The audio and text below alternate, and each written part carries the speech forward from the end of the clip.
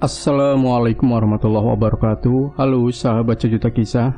Semoga Anda masih terus setia bersama kami, channel yang setiap hari selalu menyuguhkan cerita-cerita misteri yang menarik.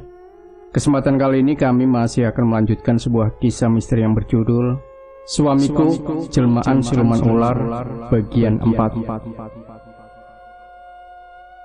Sebulan berlalu, Marlina kini telah menempati rumahnya yang baru. Dia begitu senang, impiannya telah tercapai, apalagi melihat Sinta yang nampak bangga dengan kamar baru miliknya sendiri. Marlina sendiri sengaja menempati kamar yang ada di lantai 2 demi terjaganya privasi. Dia tak mau Sinta jadi curiga saat dia sedang menerima kedatangan suami gaibnya. Namun rupanya bukan hanya Marlina dan Sinta saja yang pindah ke rumah itu. Sejak hari pertama, Marlina kerap melihat anak-anaknya muncul di beberapa sudut rumah. Bahkan ular-ular itu sudah 2 kali mendatanginya demi meminta jatah darah. Tapi kini Marlina tak takut. Dia biarkan ular-ular itu menggigit dan menghisap darahnya bagi anak yang minta disusui. Toh nanti bekasnya juga hilang. Rasa sakitnya pun masih bisa ditoleransi. Kini fokus Marlina tertuju pada hal lain. Dia ingin segera memenuhi niatnya untuk membuka toko. Bukan apa-apa, sudah sejak bulan lalu dia memutuskan untuk berhenti kerja. Jadi dia harus segera memulai bisnisnya sebagai kedok dari pesugihannya. Dan dengan uang yang kini dia miliki, hal itu bukan perkara yang sulit untuk diwujudkan. Tak butuh waktu lama, Marlina mendirikan sebuah gerai kosmetik pada salah satu mall ternama di kota itu. Hanya sebuah kios kecil, tapi itu sudah cukup bagi Marlina. Dia tak butuh toko yang besar, karena itu hanya buang-buang biaya. Tak ada pembeli pun tak masalah. Dia tak butuh omsetnya. Yang penting toko itu bisa jadi tameng penyamaran dari uang haram yang kelak dia raih. Tapi semua itu sudah pasti mengundang pertanyaan Sinta. Gadis remaja itu heran, kenapa tiba-tiba mamanya bisa membuka sebuah toko. Tapi Marlina sudah menduga kalau Sinta akan mempertanyakannya. Dia pun telah siap dengan jawabannya. Dia bilang kalau toko kosmetik itu milik Ningsih, di mana dia diminta untuk mengelolanya sempurna. Hingga malam itu, Marlina baru saja pulang dari tokonya. Sebenarnya dia paling menghindari pulang malam. Dia enggan bila harus lewat di depan sebuah warung remang, di mana sering jadi tempat berkumpulnya supir-supir angkot yang kerap usil menggodanya. Dan kekhawatiran Marlina pun terbukti. Baru saja dia lewat di depan warung itu, nampak 2 orang lelaki yang sedang duduk-duduk dan langsung berkicau usil begitu melihatnya melintas. "Baru pulang, Neng. Mau abang antar?" ujar lelaki bertubuh kurus jangkung yang langsung berdiri lalu mendekati sambil cengengesan. Tercium aroma alkohol yang menyengat dari mulutnya. "Jangan mau, Neng. Masa jalan kaki? Mending naik motor sama abang. Tapi kita jalan-jalan dulu ya," sahut temannya yang bertubuh gempal dengan tato di lengannya. Marlina seketika merinding, apalagi tak ada orang lain di sekitar situ. Marlina pun mempercepat langkahnya sambil menundukkan wajah demi menghindar dari kedua lelaki itu yang tertawa terbahak-bahak di belakangnya. Hingga sampai di satu jalan sepi dekat tanah kosong yang dipagari seng. Langkah Marlina melambat karena dia pikir situasinya sudah aman. Namun dia langsung kaget saat lelaki jangkung tadi tiba-tiba sudah muncul di hadapannya. "Mau kemana, Neng?" Marlina meradang, dia pun spontan menghardik lantang. "Mau apa kamu? Jangan kurang ajar ya." Tapi alih-alih ciut, lelaki itu malah mendekat dengan mata jelalatan memandangi tubuh Marlina yang terbalut pakaian ketat mengundang hasrat. Marlina pun terpaksa mundur. Namun dia kembali kaget saat lelaki gempal bertato yang satunya lagi tiba-tiba sudah ada di belakangnya dan langsung memeluknya erat-erat.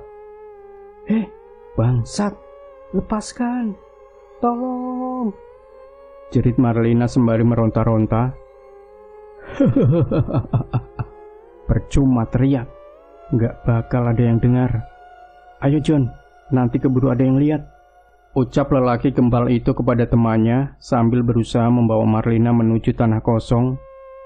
Tapi bukannya menjawab, si lelaki jangkung malah memekik keras. Ah! Semua terkejut termasuk Marlina. Nampak ada seekor ular yang sedang mendesis dekat kaki lelaki jangkung itu yang kini meringis kesakitan sambil terpincang-pincang. Ya ampun, ular Jun! Teriak si lelaki gempal sambil menunjuk-nunjuk hingga tanpa sadar melepaskan pelukannya pada Marlina. Marlina pun langsung lari terbirit-birit meninggalkan kedua lelaki itu. Esok harinya terdengar kabar yang menghebohkan. 2 orang lelaki ditemukan tewas dekat rumah kosong dengan tubuh yang pucat bagai tanpa darah. Penduduk sekitar pun heboh. Apa yang terjadi dengan kedua lelaki itu? Apalagi tak ditemukan tanda-tanda kekerasan pada jasad keduanya. Hanya ada luka bekas gigitan ular yang justru membuat segalanya makin membingungkan. Marlina yang mendengar kabar itu pun juga ikut bingung. Apa mungkin itu ulah dari anak-anaknya? Atau malah suami gaibnya? Dia tak tahu. Namun dari peristiwa itu, Marlina coba ambil sisi baiknya. Kedua lelaki kurang ajar itu memang pantas menerima ganjarannya.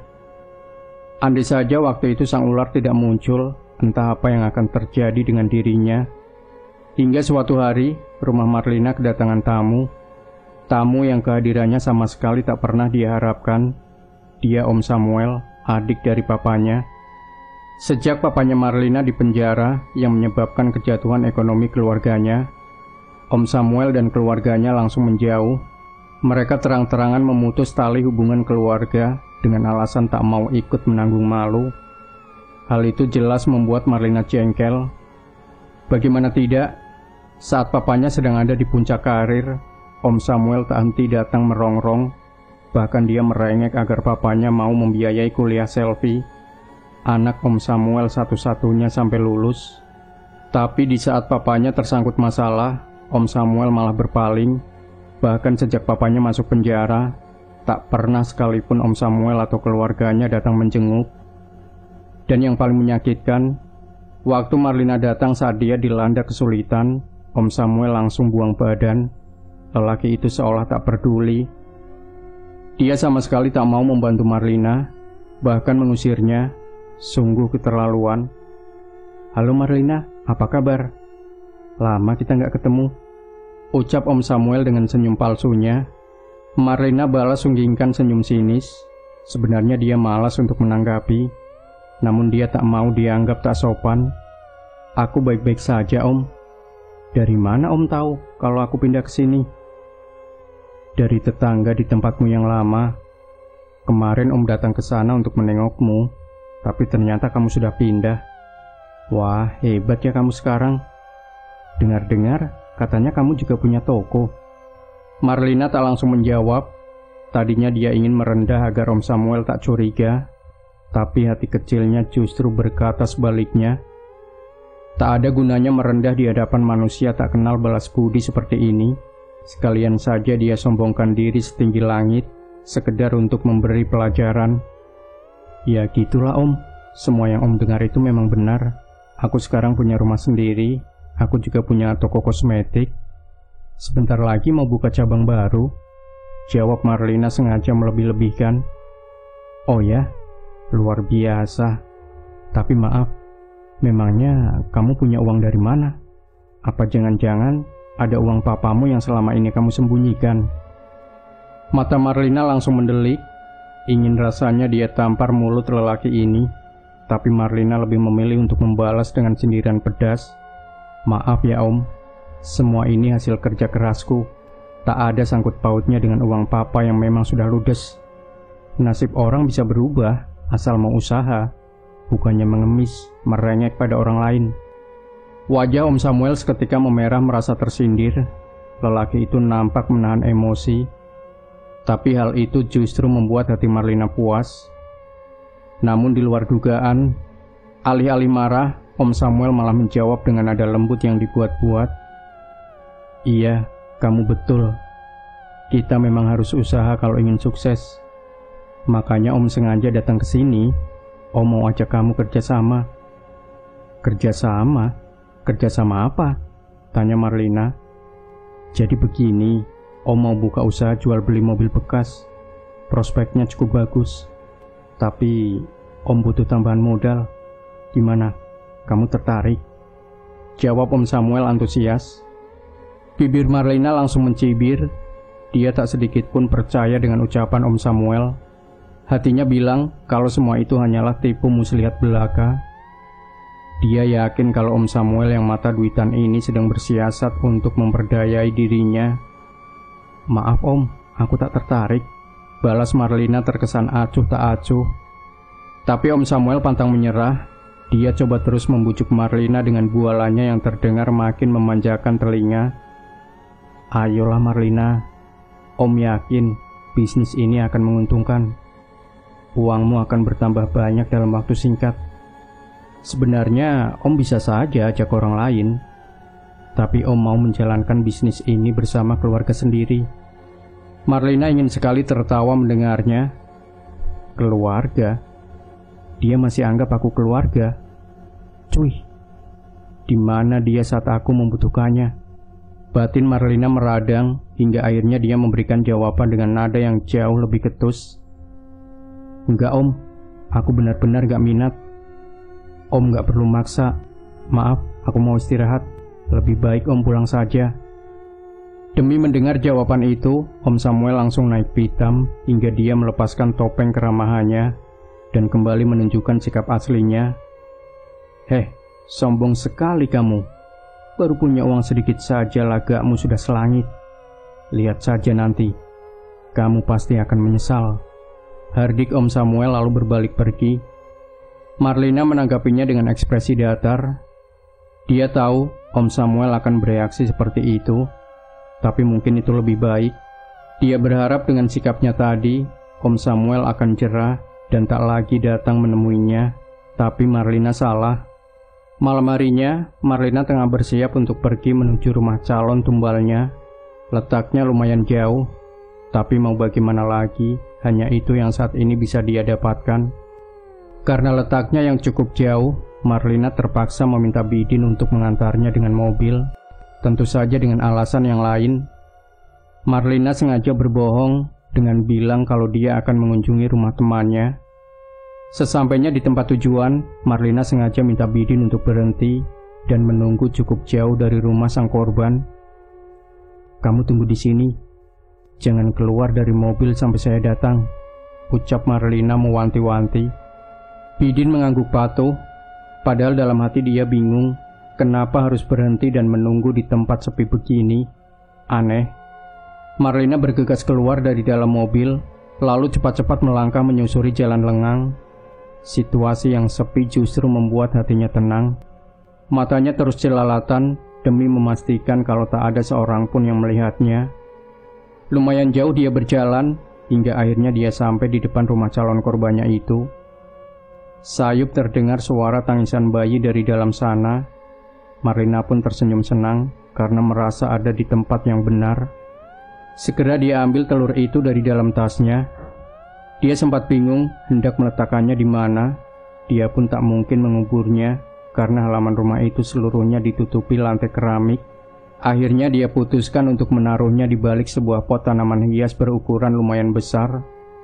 Rumah tipe klaster yang tanpa pagar itu jadi sedikit mempermudah aksinya. Setelah yakin kalau telur itu benar-benar tersembunyi, Marlina ingin segera pergi. Tapi baru saja dia berbalik badan, tiba-tiba Bidin sudah berdiri di belakangnya. Astaga, kamu mau apa? Kan tadi saya bilang, kamu tunggu saja di mobil, ucap Marlina yang marah, namun hanya bisa berbisik karena takut membuat gaduh. Maaf Bu, ini HP ibu ketinggalan. Takutnya ibu butuh, makanya tadi langsung saya susul kemari, jawab Bidin sambil menyodorkan ponsel Marlina. Ya sudah, kita pulang saja, ujar Marlina sambil meraih ponselnya, lalu melangkah pergi terburu-buru. Bidin pun jadi bingung sambil mengikuti langkah majikannya dari belakang. Kok cepat banget Bu? Gak jadi, teman saya sudah tidur, jawab Marlina sekenanya. Bidin terdiam. Dia sama sekali tak mengerti dengan langkah majikannya yang membingungkan. Dia pun masih heran ketika tadi sempat melihat majikannya itu mengendap-endap di depan rumah yang katanya rumah temannya itu. Sudah jauh-jauh datang, belum sempat masuk, kenapa malah minta pulang? Tapi sejak saat itu, sikap Bidin mendadak berubah. Dia yang awalnya banyak omong, tiba-tiba jadi pendiam. Lelaki itu pun bersikap amat hati-hati, baik tingkah laku maupun tutur katanya. Awalnya semua itu sempat menjadi perhatian Marlina, tapi kemudian Marlina mengabaikannya. Dia pikir sopirnya itu mungkin sedang ada masalah, dan dia tak mau ikut campur. Hingga pada suatu hari, Bidin mendatanginya dengan mimik wajah yang serius. "Maaf Bu, ada yang mau saya bicarakan," ucap lelaki kurus berkulit hitam itu. "Mau bicara apa? Dari tampang kamu, sepertinya ada yang serius," jawab Marlina.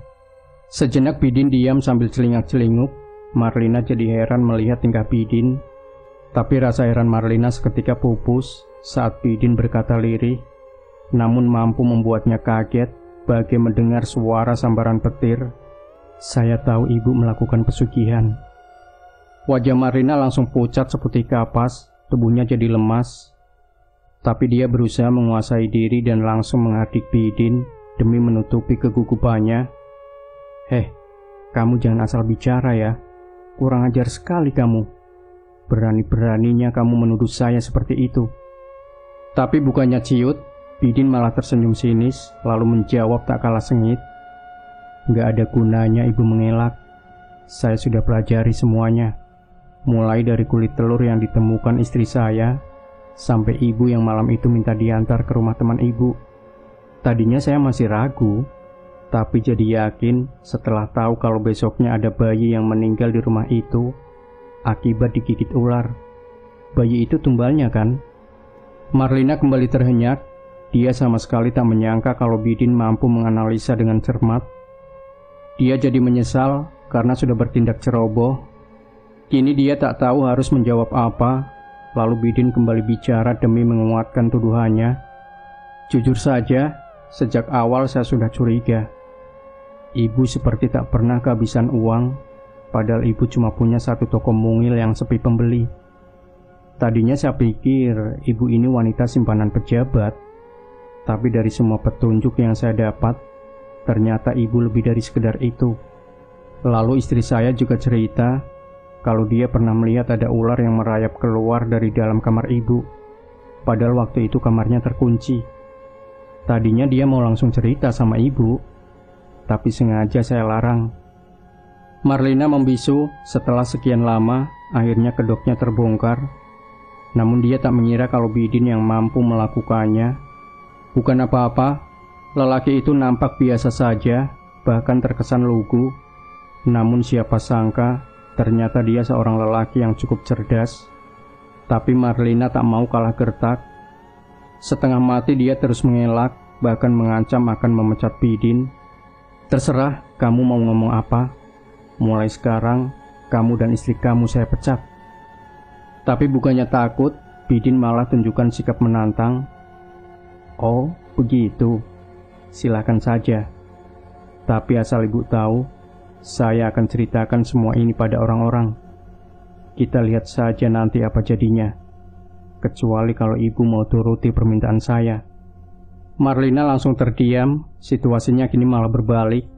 Sekarang justru nyalinya yang ciut. Akhirnya dia coba melunak demi meredam situasi. "Apa mau kamu?" tanya Marlina ketus. Bidin langsung sunggingkan senyum kemenangan. Dia paham kalau kini dia ada di atas angin. "Ibu tenang saja. Tanpa dipecat pun, saya dan istri saya memang akan berhenti kerja. Kami juga gak mau kalau suatu hari nanti kami ikut jadi tumbalnya. Tapi saya minta uang tutup mulut."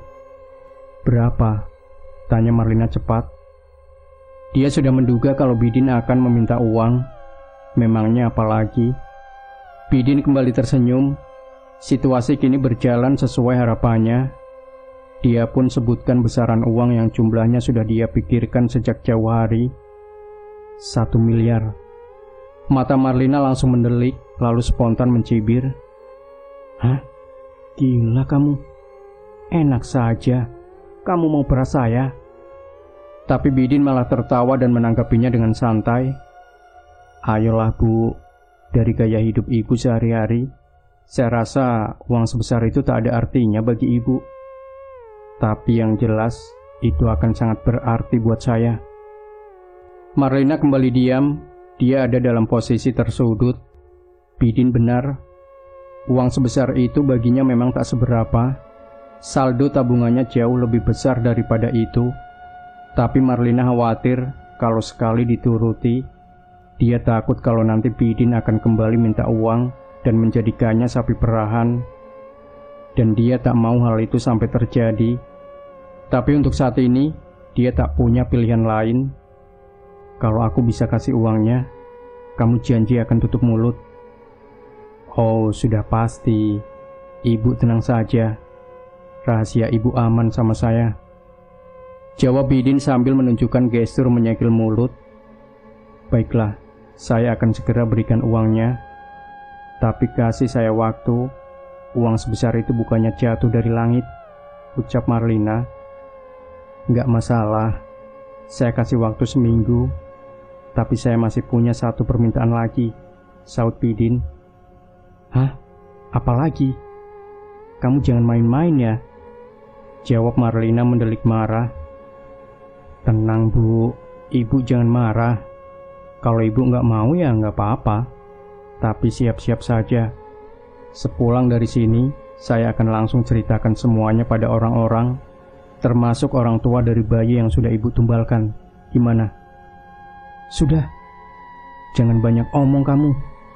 Memangnya kamu mau minta apa lagi?" ucap Marlina kini dengan emosi meledak-ledak melihat sikap oportunis Bidin yang menjengkelkan. Bidin tak langsung menjawab.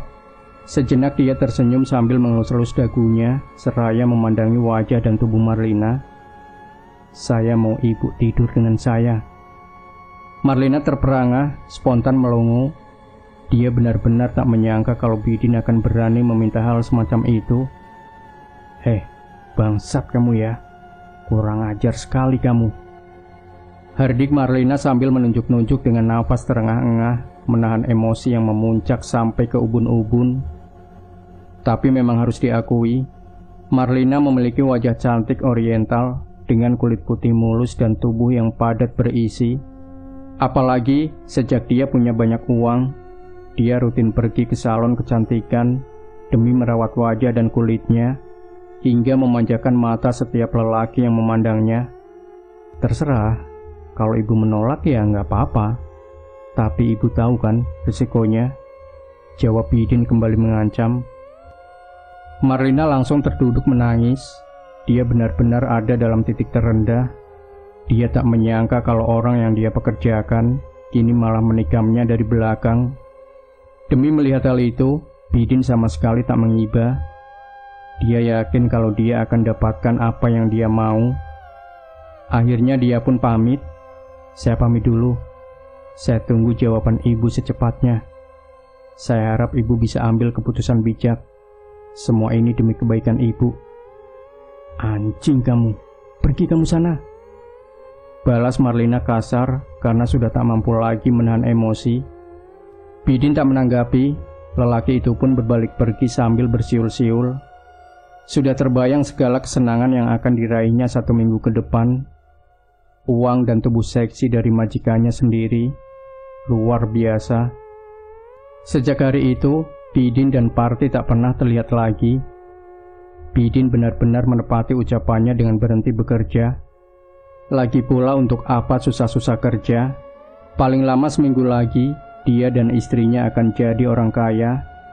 Sungguh satu euforia yang tak bisa dilukiskan dengan kata-kata. Apalagi Bidin akan mendapatkan sebuah bonus yang rasanya saja tak mampu dia bayangkan. Oh Marlina, siapa sangka wanita kelas atas itu akan jatuh dalam pelukannya. Lain halnya dengan Marlina, selama beberapa hari dia merenung di dalam kamarnya. Pikirannya kalut, ruwet, kusut. Dia bukan mengkhawatirkan uangnya, tapi dia tak mampu membayangkan saat tangan Bidin yang kurus dan hitam penuh urat menonjol itu menggerayangi dan menjamah tubuhnya. Sungguh menjijikan. Tadinya dia sempat punya pikiran untuk membayar orang suruhan demi melenyapkan nyawa Bidin, tapi langsung dia buang jauh-jauh pikiran gila itu. Selain dia tak tahu di mana harus mencari orang yang mau melakukannya. Bayangan jeruji besi, andai kata semua itu benar terjadi, lalu ketahuan polisi, sungguh membuat dirinya jadi berpikir ulang. Hingga tiba malam terakhir, Marlina makin gelisah dalam kamarnya. Kenapa jadi begini? Apa yang harus dia lakukan? Sementara di tempat lain di dalam kamarnya, Bidin juga tak bisa tidur. Dia berbaring di atas ranjang dengan mata menerawang jauh, membayangkan semua kesenangan yang akan dia dapatkan. "Kamu belum tidur, Bang?" tanya Parti yang terbangun di samping suaminya. "Belum ngantuk," jawab Bidin singkat tanpa menoleh. "Kenapa? Nggak sabar ya mau pegang uang 1 miliar? Hihi," sahut Parti sambil cekikikan. Bidin pun tersenyum kecil, tapi dalam hatinya dia terbahak-bahak karena istrinya sama sekali tak tahu kalau bukan hanya uang yang akan dia dapatkan. Bosan di kamar, Bidin pun keluar kamar lalu duduk merokok di teras rumah. Pikirannya kembali menerawang. Sebentar lagi semuanya akan berubah. Dia sudah tak sabar untuk pindah dari rumahnya yang busuk ini. Sudah habis 1 batang, dia ingin membakar sebatang rokok lagi. Sebelum akhirnya dia mendengar suara erangan tertahan dari dalam sana. Suara apa itu? Sejenak Bidin diam pasang telinga, lalu terdengar suara benda keras yang bergemeretak membuat ngilu. Krek, krek. Suara apa lagi itu? Suaranya mirip botol plastik kosong yang diremas-remas. Bidin yang penasaran akhirnya bergegas menuju kamarnya demi memastikan apa yang tadi dia dengar. Tapi begitu dia menyibak tirai kumal yang menutupi pintu kamarnya, matanya langsung terbelalak menyaksikan pemandangan mengerikan yang terpampang di dalam sana. Astaga, ada seekor ular raksasa yang sedang melilit tubuh Parti yang nampak megap-megap kehabisan nafas. Suara gemeretak tadi rupanya berasal dari tulang Parti yang remuk akibat lilitan ular raksasa itu. "Parti!" Bidin memekik memanggil nama istrinya, tapi percuma. Istrinya tak lagi mampu menjawab. Wanita itu telah tewas dengan mata mendelik dan tubuh yang remuk. Bidin jelas tak berani mendekat. Cari mati itu namanya. Dia pun segera lari dari tempat itu, tapi baru beberapa langkah. Bidin menjerit kesakitan dan langsung jatuh terjerembab. Dia pun kaget ketika melihat ada 4 ekor ular yang mematuk dan menempel di kedua betis kakinya. Bidin langsung menendang-nendang, berharap gerakannya itu mampu membuat pagutan ular-ular itu terlepas. Tapi sayang, semua itu hanyalah sia-sia. Tak butuh waktu lama, lelaki itu langsung kejang-kejang dengan tubuh menghitam serta mulut yang mengeluarkan busa. Marlina menghela nafas. Sudah tiba waktunya.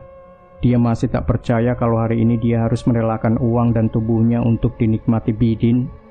Sudah seminggu pikirannya kusut. Dia telah memikirkan berbagai macam cara agar bisa lepas dari jeratan Bidin, tapi pikirannya buntu. Akhirnya dia cuma bisa pasrah sambil berharap kelak dia akan dapatkan jalan keluarnya. Gimana sih? Kok malah gak bisa dihubungi? Batin Marlina kesal. Sejak tadi sudah berkali-kali dia coba menghubungi Bidin, tapi tak tersambung. Menelpon Parti pun sama saja, sama sekali tak ada respon. Masa aku harus ke rumahnya? Gerutu Marlina dalam hati. Tapi mau bagaimana lagi, dia tak punya pilihan lain. Dengan malas, akhirnya Marlina pergi untuk menemui Bidin di rumahnya. Sepanjang jalan hatinya gundah. Dia masih coba memikirkan apakah ada cara lain agar semua ini bisa digagalkan. Tapi ketika Marlina sampai di daerah dekat rumah Bidin, dia jadi kaget saat melihat ada bendera kuning yang bertuliskan nama Abidin dan Sri Suparti yang terpasang di salah satu tiang listrik. Astaga, apa jangan-jangan? Marlina pun mempercepat langkahnya dengan dada yang jadi berdebar-debar. Rasa penasaran takut dan senang seolah jadi satu berjejal memenuhi benaknya. Hingga akhirnya langkahnya terhenti tak jauh dari rumah Bidin. Dari situ, sejenak Marlina berdiri sambil memperhatikan rumah Bidin yang nampak ramai dengan orang-orang yang duduk-duduk di depan rumah, dinaungi terpal plastik. Lalu ada seorang pelayat yang kebetulan lewat di dekatnya. Marlina pun langsung bertanya, "Maaf Bu, siapa yang meninggal?" "Pak Bidin dan Bu Parti," jawab wanita pelayat itu. Marlina hampir saja melonjak girang. Lalu dia kembali bertanya sekedar untuk memastikan, "Pak Bidin dan Bu Parti yang kerja jadi supir dan pembantu itu?" tanya Marlina sengaja bersiasat. Dia yakin kalau wanita ini tak mengenalinya sebagai majikan Bidin dan Parti. "Iya betul, tapi kabarnya sudah seminggu mereka berhenti. Gak kuat katanya, majikannya pelit." Marlina sedikit kaget. Bisa-bisanya mereka mengarang cerita seperti itu. Sialan. "Kalau boleh tahu, meninggalnya kenapa ya Bu? Kok bisa barengan gitu?" tanya Marlina lagi. Jujur saja dia penasaran. Tanpa diminta, wanita pelayat itu mendekatkan wajahnya ke telinga Marlina, lalu berbisik lirih layaknya ibu-ibu yang sedang bergosip. "Mereka matinya aneh. Asal Ibu tahu, Pak Bidin ditemukan tewas dengan tubuh menghitam dan mulut berbusa. Tapi itu belum seberapa. Bu Parti lebih tragis lagi. Dia tewas dengan tubuh yang remuk." Marlina terperangah. Dia masih belum percaya dengan apa yang didengarnya. Tapi kemudian dia yakin kalau semua itu adalah perbuatan dari sang siluman alias suami gaibnya. "Ya sudah Bu, makasih ya infonya," ucap Marlina yang dibalas senyuman oleh wanita itu, lalu melangkah pergi. Tanpa menunggu lama, Marlina pun segera pergi meninggalkan tempat itu. Lega sekali rasanya, beban berat yang menghimpitnya seolah hilang tak tersisa. Sepanjang langkahnya pulang, sesekali dia tertawa. "Mampus kalian." Begitu batinnya berkali-kali mengutuk senang. Hingga tiba di rumah, Marlina langsung hempaskan dirinya di sofa empuk sambil menghela nafas lega. Tapi kemudian Marlina merasa kakinya tergelitik. Dia sempat memeki kaget, namun langsung tersenyum begitu melihat 4 ekor ular bersisik kehijauan yang seolah berebut untuk melingkari kedua kakinya. "Hai anak-anakku, apa kabar? Mama sayang sama kalian," ucap Marlina girang. Andai saja saat ini anak-anaknya itu hadir dalam wujud anak kecil yang lucu-lucu. Ingin rasanya dia memeluk dan menciumi mereka satu persatu. Mama ngomong sama siapa?" Marlina kaget sedikit gelagapan melihat Cinta yang tiba-tiba saja sudah berdiri di dekatnya. Marlina pun langsung melirik ke arah kakinya dan jadi lega karena ular-ular itu ternyata telah menghilang. Enggak ngomong sama siapa-siapa. Mama cuma lagi nyanyi-nyanyi aja." "Nyanyi? Tumben. Tapi ngomong-ngomong, kapan Mama cari sopir baru? Ribet kalau harus pulang pergi sekolah naik angkot terus." "Iya, kamu sabar dulu. Nanti pasti Mama cariin. Terus pembantunya jangan lupa dicari juga. Sinta gak mau terus-terusan bersih-bersih rumah. Capek mah." Rengek Sinta lagi. "Iya, cerewet banget sih kamu. Ya sudah sana, makan dulu. Tadi Mama sudah beliin bakmi kesukaan kamu." Sinta pun berbalik pergi meninggalkan Marlina yang masih duduk sambil bersandar nyaman di sofa empuknya. Minggu yang menegangkan telah berakhir. Meski hasil akhirnya sungguh tak disangka-sangka, namun Marlina tak keberatan. Yang penting, sekarang tak ada lagi yang perlu dia khawatirkan. Tumbal sudah, melayani siluman itu juga sudah. Apalagi, aku malas kalau harus buru-buru cari sopir dan pembantu. Kalau sampai salah pilih, bisa-bisa jadi masalah lagi. Begitu benak Marlina coba menasehati diri sendiri. Lantas dia teringat akan sosok Mak Eno. Wanita tua itu belum sempat dia berikan imbalan. Kenapa bisa sampai lupa, padahal ini sudah menginjak tahun kedua. Dia pun berniat untuk menunaikannya karena tak ingin dicap sebagai orang yang tak tahu berterima kasih. Nah, Sahabat Sejuta Kisah, bagaimanakah kelanjutan dari cerita ini? Apakah Marlina akan seterusnya hidup enak? Jangan sampai ketinggalan, ikuti terus sebuah kisah misteri yang berjudul Suamiku, Jelmaan Siluman Ular bagian 5. Dan jangan lupa berikan komentar Anda, like, share video ini, subscribe channel Sejuta Kisah, dan nantikan kembali cerita-cerita misteri terbaru dari kami. Wassalamualaikum warahmatullahi wabarakatuh.